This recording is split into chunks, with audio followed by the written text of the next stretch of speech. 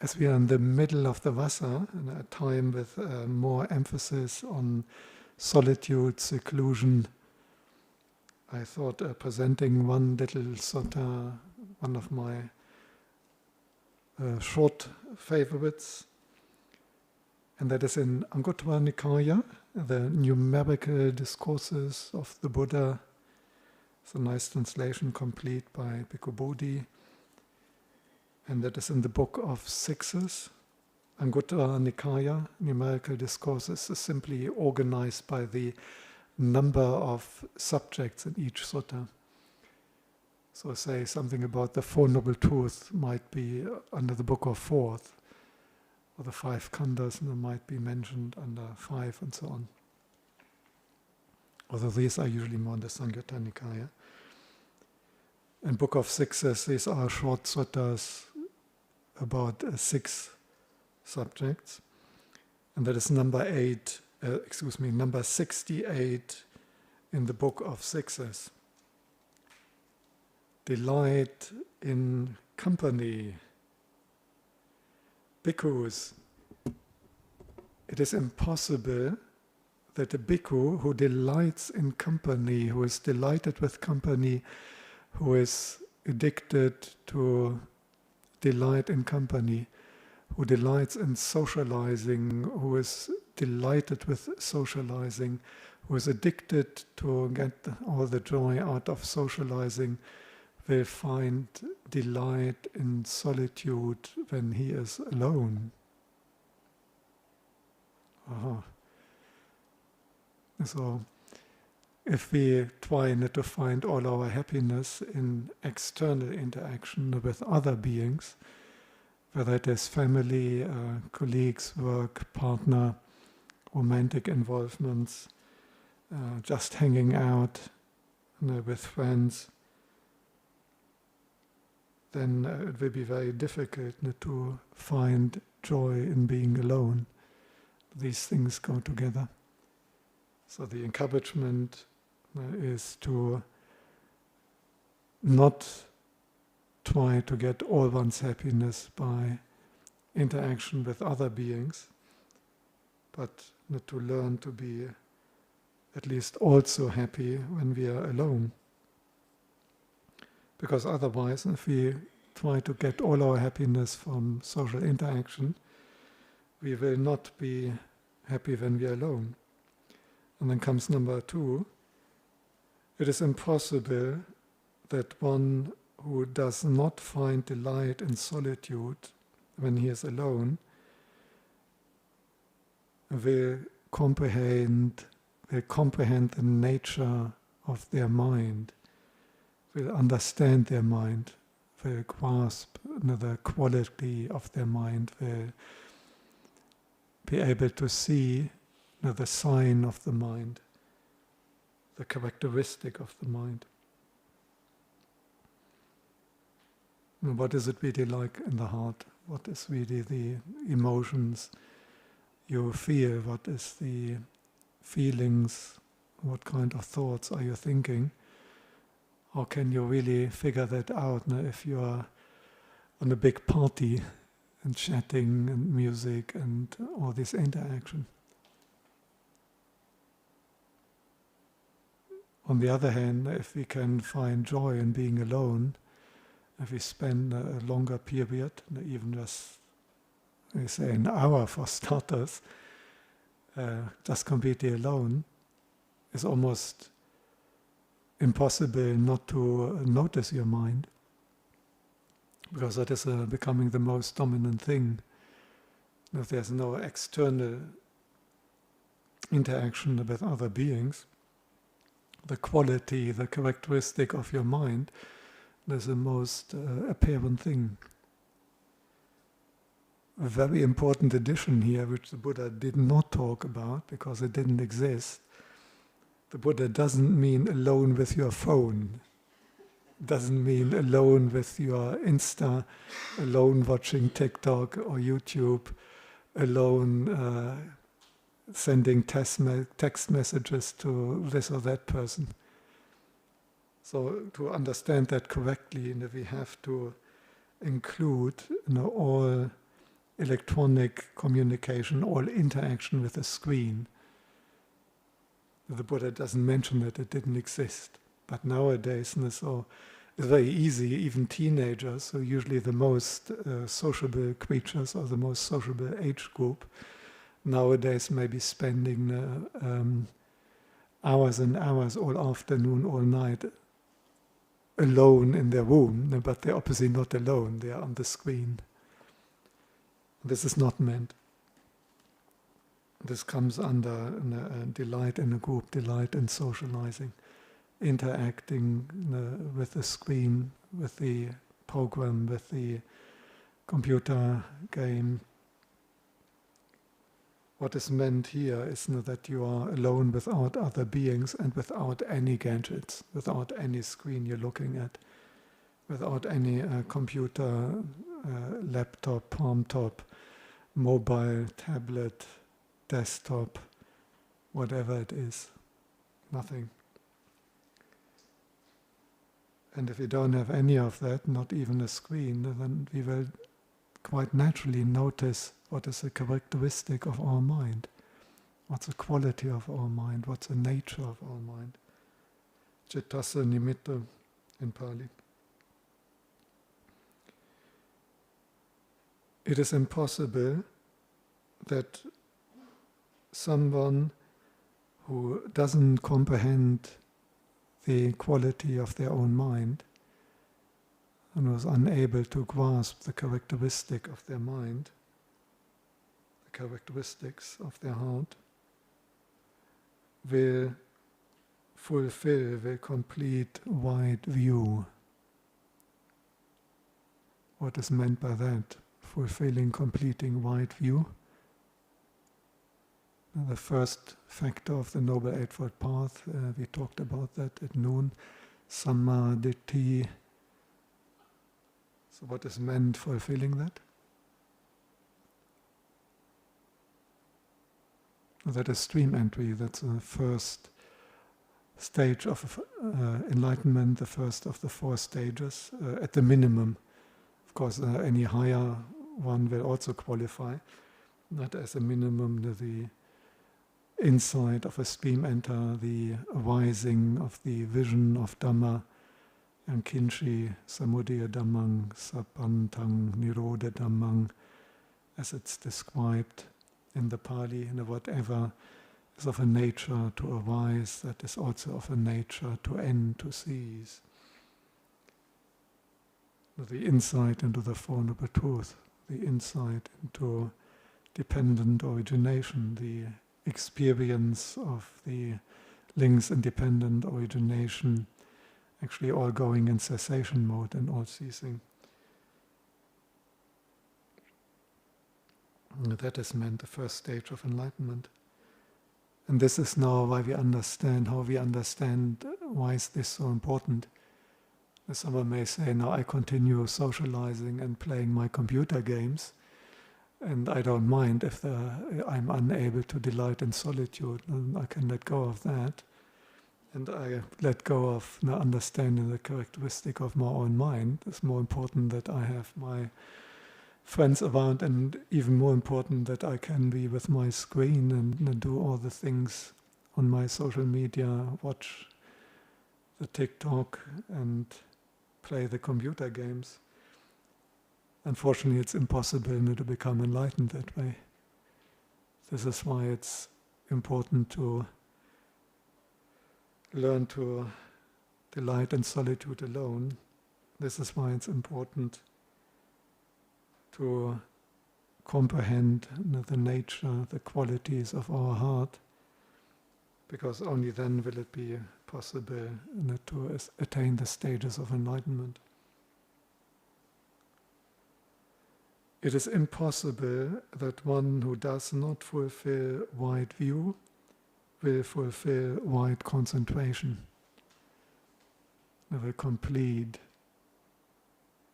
wide concentration. What is meant by wide concentration? No, that is a jhana. What is sometimes also called appana, samādhi, absorption, samādhi, full unification of the mind in rapture and bliss on a suitable object.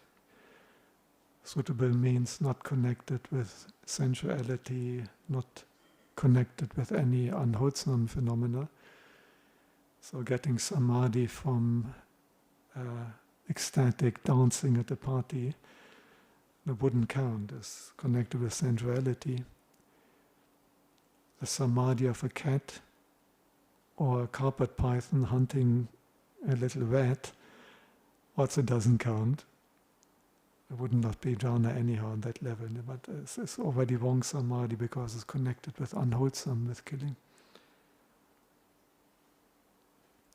So this is quite a fascinating statement where the Buddha that goes the other sequence. Now very often we have the sequence of threefold training in virtue, training in samadhi, training in wisdom. But here he says that to complete right concentration, you have to have completed right view already. So here the Buddha talks here about right concentration, endowed with all the other path factors, in particular the first one of right view. Because a stream enterer which has got right concentration doesn't take that as a support for personality view anymore. The stream enterer understands that also the experiences of samadhi are not safe. Have abandoned sakkaya ditthi and an entity view, and they would know that even the very subtle experience of samadhi is not a safe, doesn't have the qualities of a safe. As someone who has not yet had the insight of a stream enterer, they can have easily a tendency to regard the experience of samadhi, that joy, that bliss, that unification, that experience of wholeness, this mystical, mind-blowing experience as a true self. They may think that the body is maybe not the real self, but they may then instead take that bliss and rapture and that mystical unity and samadhi as their true self, make it as part of their personality view, entity view. That wouldn't happen to someone who already has right view. It is impossible that someone who does not complete right concentration, sammā samadhi, will abandon the fetters. There's another one where I like this little sutta. It's a very clear, unambiguous statement, impossible. And this is one of the Tathagata bala, one of the unique powers of a Buddha, that they know what is possible and what is impossible. In Pali, Baba and Abhaba. And Baba doesn't sound so nice in English. Anyway, and this is a unique providence of the Tathagatas. They can say that this with absolute correctness and certainty. So when the Buddha says something is impossible, it doesn't mean it's unlikely. It doesn't mean it's normally not so easy, but in particular circumstance it may still happen. Or it doesn't mean I'm pretty sure that probably it wouldn't happen, but who knows, maybe it could. It's not anything like this. It's a unique knowledge of the Buddha. It's possible or it's impossible. There's no in-between. Something got to be impossible. It's a little bit like either pregnant or not pregnant. You can't be a little bit pregnant. Possible or impossible. And here he says impossible. And what is impossible? It is impossible for someone who has not fulfilled, completed sammā samadhi, that this person will abandon the fetters, the sangyojana. Why do I make such a big thing out of this? Because you can encounter teaching which tell you that it is possible. quite remarkable. And also the Buddha doesn't say someone who has not had at least a little bit of concentration or neighborhood concentration or momentary concentration or anything like that will, he says, fulfill, complete it. So it's an unambiguous statement that without having the experience of jhana, you cannot abandon the fetters. Because the fulfilling white samādhi is clearly defined as a jhanas. So it is a very strong evidence that we have to develop samadhi. One cannot shortcut or leapfrog that. And there's nothing here about kanika samadhi in a momentary concentration or anything. The condition is that it has to fulfill in a complete white concentration. And finally, without having abandoned the fetters, it is impossible that one will realize Nibbāna. Obviously, Nibbāna is the complete freedom from all fetters. So now we can go to the opposite now.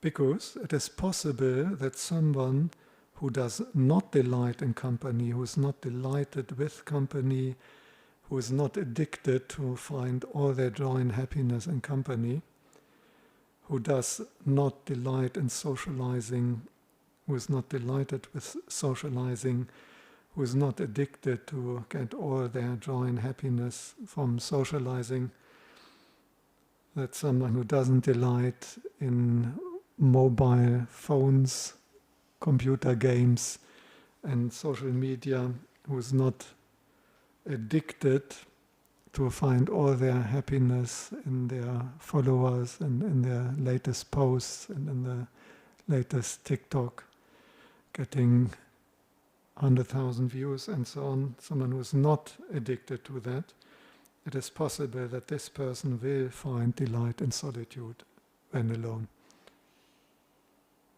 You've noticed that I've added something to the Sutta here. I'm not misrepresenting the Buddha, but I'm adding here what we talked about. Which the Buddha couldn't add because it didn't exist. It is possible that someone who finds delight in solitude when alone will comprehend the nature of the mind. They're happy alone, they're content alone. They just spend time alone, and quite naturally you start noticing what is your mind like, what's the characteristic of your mind, what is the quality of your mind.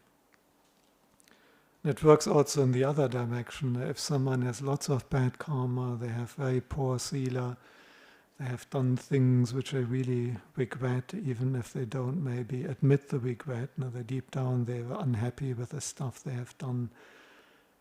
They are not happy when they're alone because a characteristic of their mind is that it's impure, not dark and filled with bad karma, regret, remorse, bad actions. Now, this is why they feel unhappy when they're alone. And then they go socializing. It works in that direction as well. The moment they're alone and they notice the quality of their mind, and the quality is unfortunately bad, and it feels bad, and so they try not to have that experience. So you can get into this bad feedback loop because we already have, say, maybe in a bad karma and regret, remorse. Whenever we are alone, we become aware that the quality of the mind is rather bad or dark, and then we avoid being alone and socialize more. And then we may end up never really purifying our mind and making more bad karma. On the other hand, once you have lots of good karma, you're keeping the precepts, and then you don't get addicted to all these external distractions and socializing, and you spend time alone, and then you notice the quality, the characteristic of your mind, and the mind is actually bright and happy. The mind is content and at ease. The mind is free from remorse. The mind experiences the happiness of having made punya, good karma, the happiness of being a good person, the happiness of not having hurt or harmed anyone and keeping precepts, having high ethical standards. You notice that, and then you feel very happy with that. And then you will seek out even more solitude. It is possible that someone who finds delight in solitude when they are alone will comprehend the nature of their mind. It is possible that someone who understands the characteristics of their heart, someone who comprehends the quality of their mind, that they will fulfill right view, that they attain the stages of enlightenment. Is that connection clear to everyone? Why, if you understand your mind, why does it help you to get enlightened? Well, because this is what it's all about. Enlightenment is in the mind, and dukkha is in the mind. It's in the heart. If you understand your heart, then you understand dukkha and the absence of dukkha and the causes of dukkha. The cause of dukkha is in your heart, craving. The path to the end of dukkha is also in your heart, as qualities you develop in your heart. It's all about that. I was just thinking, if you understand dukkha, you will not want to go to dukkha. If you understand dukkha, you will not choose to have dukkha. So if we really understand it, we won't be keep going to do the things that cause us to suffer. yeah, no, that is the whole point. In particular, when you understand dukkha, it includes that you understand the cause is craving, and then as a natural result, you will let go of craving, because you understand that this is the one where the dukkha comes from, and this is the one you can change, because craving is in our heart. But if you believe that dukkha comes from the weather, or the politicians, or your spouse, or your child failing the exam or something like that, it's very, very difficult to abandon that, because then you have to try to control everything outside. But once you understand that the cause of dukkha is craving, craving is something in your heart, now that is something you can actually address. No, I totally agree. Just feeling dukkha is not enough. Even a worm will turn, even a worm will experience dukkha, but they can't abandon it. That requires understanding, comprehension, for sure, yeah. Yeah. By being born, we already have dukkha. Jati dukkha. For sure, yeah. So it's inherent in us. Yes, they are all the time, yeah. Yes. That's the misfortune we are finding ourselves in, yes, yeah. Yeah, and the dukkha is not just once I've got a real cancer or something. The dukkha is very pervasive, yes. And again, what helps understanding dukkha is the experience of samadhi. Also in that sense, because for someone coming out of samadhi and finding themselves again in this body of blood and flesh and the impingements from the senses and so on, it becomes very apparent that compared to samadhi, particularly the more profound samadhi states, what many people consider as their favorite pastime, their favorite activity, and it would be something quite painful for that kind of person. Now, people may think my greatest time is when I'm at a really good party. But if you came out of fourth jhana right into the middle of one of these parties, you would immediately recognize that there's something outright painful. The noise and the impingement would be straight away unpleasant in comparison. Uh-huh. Yeah, craving, yes. According to the Buddha, yeah.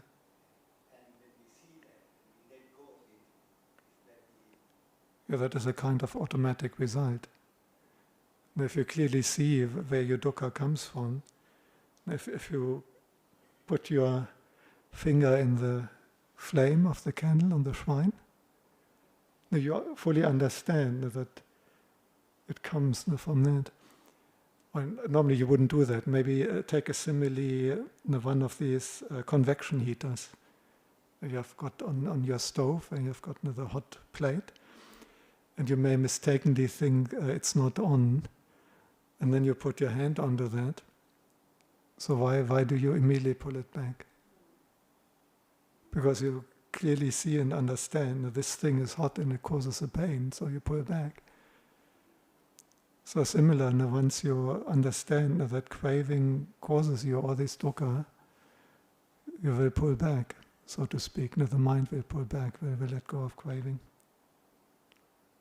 as a result of that insight.